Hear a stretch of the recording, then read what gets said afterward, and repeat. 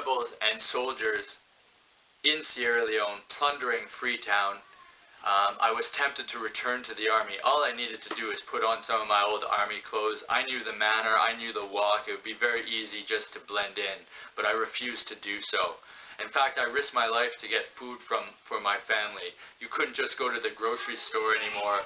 All of those were controlled by the rebels and army. We had to go to the black market to buy food and to get food. But luckily I had some money. And in fact, let me tell you the story of how I got that money, because it was rather interesting.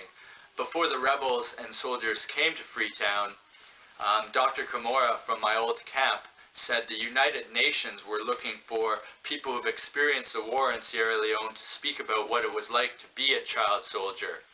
And after much adventure and misadventure, they chose me. Now, it was a total shock for me. When I went for my interview, I had to go into this building, and there were these other city boys, and they were standing in front of these metal doors, and when they opened, there was a metal box, and we all went inside the box. And I did not know what to do with this box, but they pressed buttons, and the box seemed to rise. And in fact, it was the first time in my life I had been in an elevator, so it kind of freaked me out. And these city boys started to laugh at me. Well, they should have been more careful. However, I controlled myself. That's part of the new me, is to control the violence that I know is inside me. The tiger that lives inside me, I'm going to always keep inside me. And so I was chosen to go to New York to represent the United Nations, to represent Sierra Leone for the United Nations. So I went.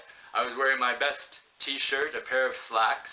I went on a plane for the first time. It absolutely was unbelievable to me that you could fly and soar and that you could see above the clouds. Incredible. And when we got to New York, it was January. And when I went outside, it was so cold that I thought I was going to die. All I had was this t-shirt. And in fact, I was horrified of New York, because all I knew of New York, I knew from music videos.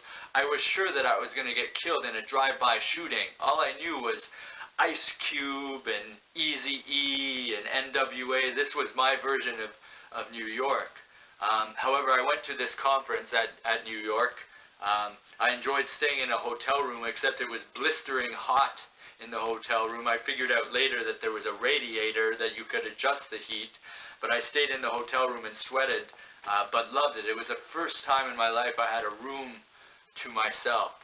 And the next day, we were outside, and this white stuff started to fall from the sky.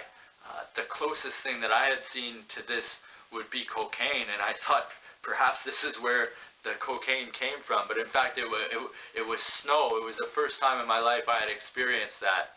And so while I was in New York, I spoke at the conference, and at the end, this is what I said. There were children from all over the world talking about what it was like in their parts of the country. So here's what I said at the final speech.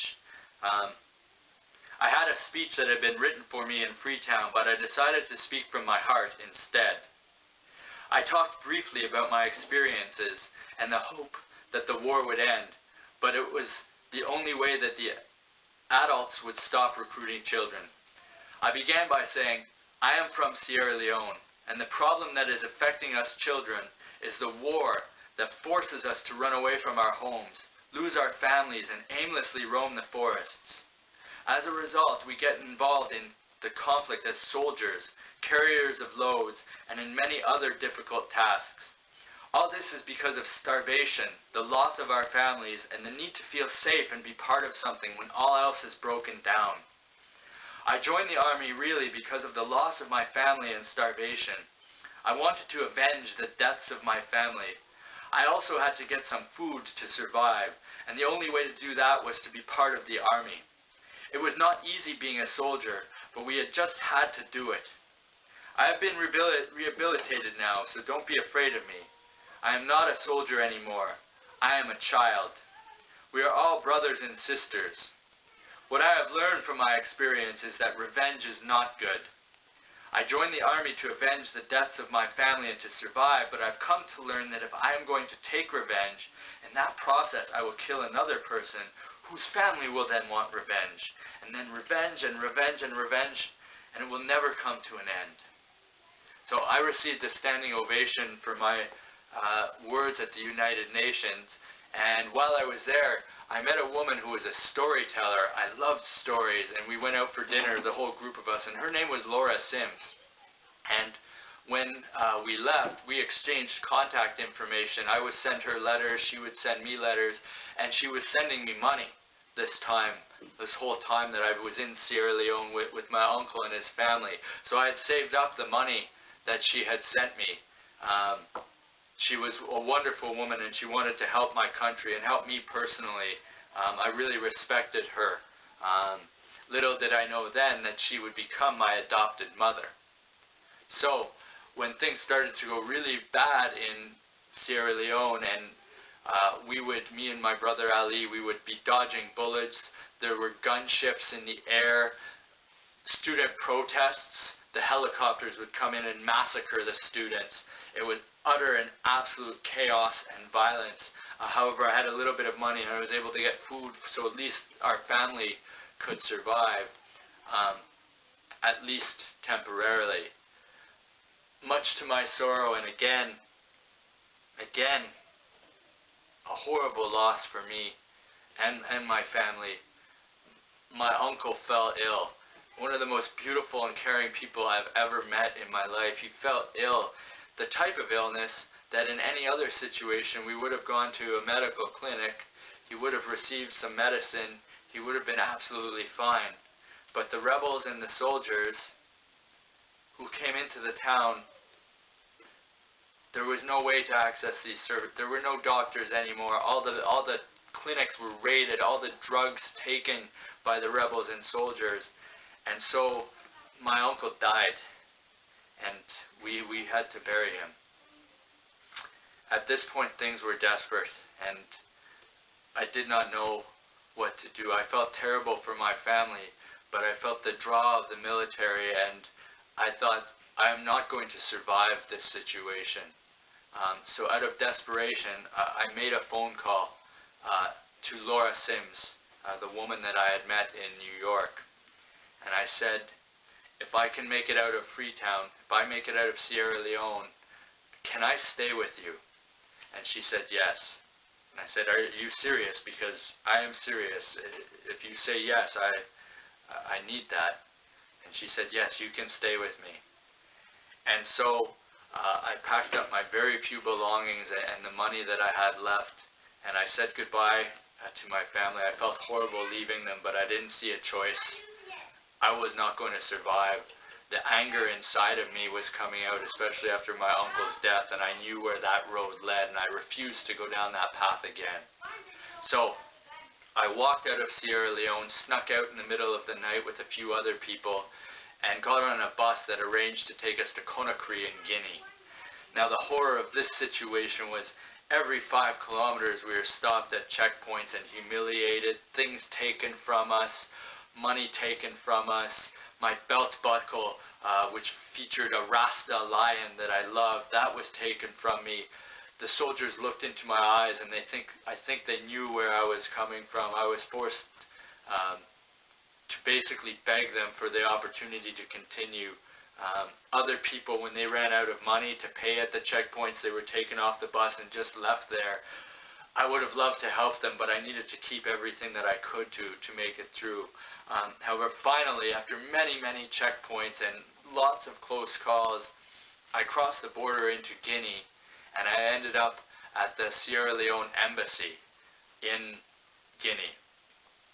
Now, at this point, this juncture, out of Sierra Leone, I had a time to reflect, and I thought of a story that was often told in my village when I was a child. It was told to the children. It was sort of a test for us.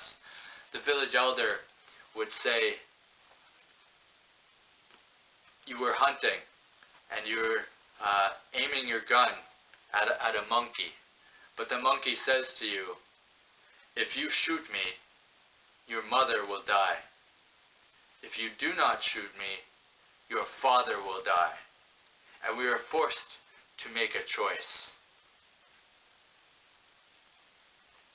An awful choice. And we all thought of different ways that we could get out of it. We did not want to insult our parents. But at the end of the day, I never said this out loud, but I thought to myself, even though the cost is dear and I love my mother, I would shoot the monkey so that others would not be forced to make the same choice that I did. And that story haunts me now to this day. I think it relates to the idea of the choices, the awful choices that children have to face in war-torn countries. And so, after many weeks, I was able to arrange a flight through Laura Sims. She helped me out. I got documents in order. Luckily, I had my passport for when I flew to New York to go to the United Nations, which was very hard.